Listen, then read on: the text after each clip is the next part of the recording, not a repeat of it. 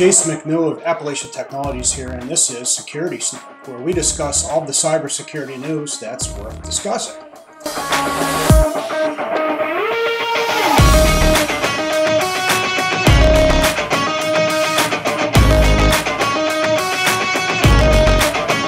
It's another interesting week in the cybersecurity news. Coming from ZDNet, new ransomware is proving deadly to corporations. Coming from the hacker news, Ethernet cables can be exploited to beacon data, which to guys like me is not a surprise. And coming from ZDNet, new text messaging malware strain is making rounds. And we would be remiss if we didn't talk about the big Facebook outage this week that impacted numerous other services. In an article coming from ZDNet, new Python ransomware targets virtual machines, ESXi hypervisors to encrypt disks. And they're saying by targeting ESXi, encryption was achieved in less than 3 hours on a corporate network. And according to the article here, this is one of the fastest attacks ever recorded by Sophos researchers. And 3 hours, that is pretty remarkable. And ESXi is a virtualization technology that allows multiple servers to run, multiple virtual servers to run on the same physical server. So you could theoretically have several business critical applications running on one piece of hardware. ESXi is widely deployed, and a lot of times when we do our vulnerability scanning and we're doing assessments, we find that ESXi is missing patches. And of note here, this particular piece of malware evidently is using Python, which is unusual. And Python is something that comes bundled in with various flavors of Linux. But in any case, this is yet another brand new, novel approach to ransomware. And again, the goal of most of these things is simply to make money, not all of them. Sometimes the installation of ransomware is a ruse to hide other more nefarious activities such as exfiltration of data and that kind of thing. But once again, this is why proper patch and vulnerability management is absolutely critical, because again, we find these vulnerabilities with the ESXi all the time.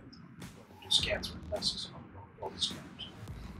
Coming from the hacker news is an article titled "Creating Wireless Signals with Ethernet Cable to Steal Data from Air Gap Systems." It's called the Lantana Attack on Air Gaps, and this comes from a white paper that was written at the Cybersecurity Research Center in Ben Gurion University in Negev, Israel.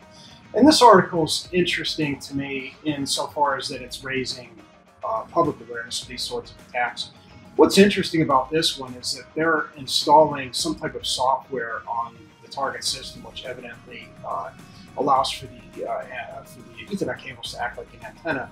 Now, to somebody like me that spent a lot of years working in the classified environment, I worked in what are known as SCIFs, Special Compartment Information Facilities, where we had secret, top secret, special access programs, and all these other things. We don't use copper wire for classified systems at all for this very reason. And this is known as MSEC, or mission security.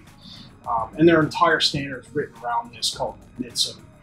If you have systems that you're trying to air gap and you're worried about mission security, use fiber optics. This is an interesting article, again, insofar that this is a kind of a novel technique, but this is not a surprise to anybody that's ever worked in the classified realm.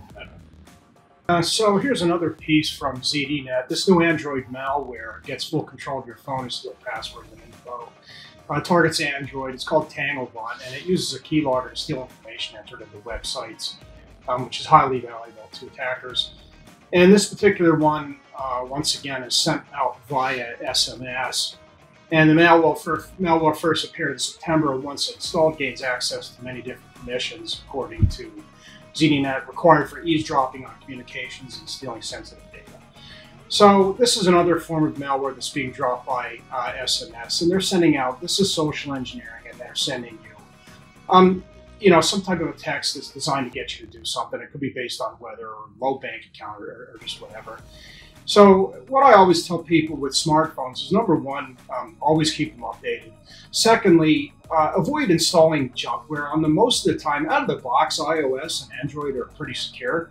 It's when people start installing all sorts of trash on them from from the Play Store, which isn't always as secure as it should be, that it results in problems. And then lastly, it's a good idea to install anti-malware on your smartphone for sure. And there's a bunch of different vendors that do that. And there's free versions and there's paid versions. I prefer a paid version that I have bundled along that can protect, my kids' computers and my own computers, that kind of thing. So, yep, another Android malware dropping by SMS called Tanglebot, so you have to watch out for that. And lastly, for this week, we're going to talk a little bit about the massive outage that affected Facebook, Instagram, and WhatsApp. And this one was interesting. And, from a security perspective, it doesn't look like there's anything malicious involved. But what's important here, so we're going to talk a little bit about BGP, which is Border Gateway Protocol, which is a routing protocol that most people don't know anything about. I'm not going to get into the specifics of BGP too much, but just for the sake of illustration, imagine that Facebook's various servers and properties like Instagram and WhatsApp were buildings in a major city like, Chicago, for example. And then let's hypothetically say that you shut off all the traffic lights in Chicago and you were trying to get vehicles to these, to these various places. Chaos would ensue, and then nobody would be going anywhere. So that's kind of what happened in a nutshell. The best that I could describe it in layperson's terms anyway. But what's interesting about this is there's a lot of other very large internet properties, Apple, Facebook, Google, Department of Defense, whatever you can think, banking you can think of, that have massive networks that rely on BGP. And what this illustrates to us is that these advanced persistent threats, state-backed actors, and those sorts of things, they are definitely interested in attacking BGP. And this isn't the first time that there's been a major internet outage due to BGP. I seem to recall that a number of years ago, it might have been Pakistan, had made some erroneous BGP entries, which propagated to the rest of the internet and created some major outages. So BGP is vulnerable, and if you were to attack BGP maliciously, you could cause very serious, sustained, widespread outages. And I don't think that, for most of us, going without Facebook for the day wasn't such a bad thing. Maybe we're a little bit better off, right? But there were a lot of unintended consequences to this, especially for Facebook. Evidently, people were locked out of buildings. And then WhatsApp, in other parts of the world, people communicate by WhatsApp quite a bit, especially when people are communicating from one country to another. If you have U.S. citizens here that are talking to, folks in Europe or, the Middle East or whatever, or WhatsApp, or Asia is fairly common for that. But this Facebook thing was alarming to me. And whenever I see an internet outage that big, my antennas go up a little bit, because if, for example, hostilities kick off between China and Taiwan, I would expect that the opening days of that, for there to be attacks on U.S. infrastructure, power grids and that sort of thing, because they're going to, preemptively want to erode U.S. support or something like that. But yeah, that was a big outage. That was very, very interesting to me.